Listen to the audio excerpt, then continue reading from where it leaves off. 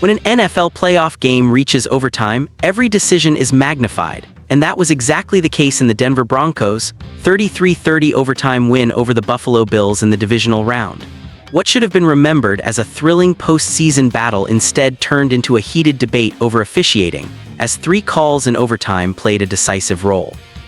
One controversial interception ended a crucial Bills possession, and 2 defensive pass interference penalties on Bills cornerback Tre'Davious White awarded the Broncos 47 critical yards on their game-winning drive.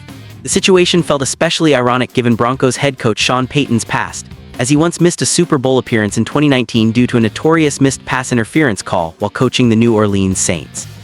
The first major moment came when Buffalo faced 3rd and 11 from its own 36-yard line early in overtime. Quarterback Josh Allen threw deep over the right hash mark to Brandin Cooks, who appeared to make a leaping catch.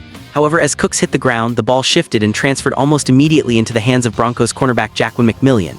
The officials ruled the play an interception, sparking immediate confusion and anger from the Bills' sideline.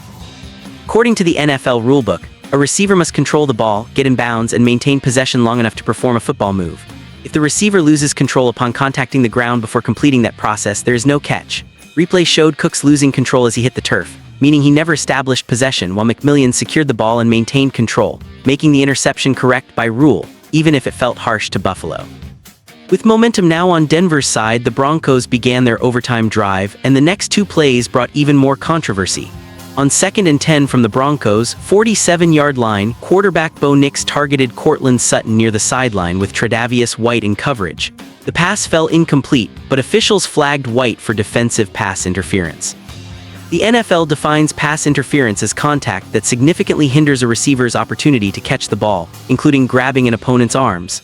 Slow-motion replay showed White briefly grabbing Sutton's arm, a subtle action that placed the call firmly in judgment call territory. While some argued the contact was minimal and did not clearly prevent a catch, the officials determined it was enough to warrant a penalty.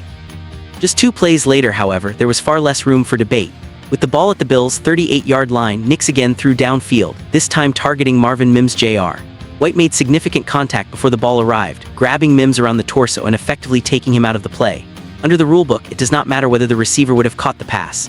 What matters is whether the defender prevented the receiver from having a fair opportunity to do so. This time, the violation was clear, and the 30-yard spot foul moved the Broncos deep into scoring range. Moments later, Denver converted that field position into a short, game-winning field goal, ending the Bills' season and igniting debate across the league. While fans and analysts will continue to argue about the impact of officiating, a closer look at the rules shows that 2 of the 3 calls were clearly supported by the rulebook, with only the first pass interference remaining truly debatable. In the end, the game served as another reminder that in the NFL playoffs, seasons can turn not only on spectacular plays, but also on split-second judgments that leave a lasting impact long after the final score is posted.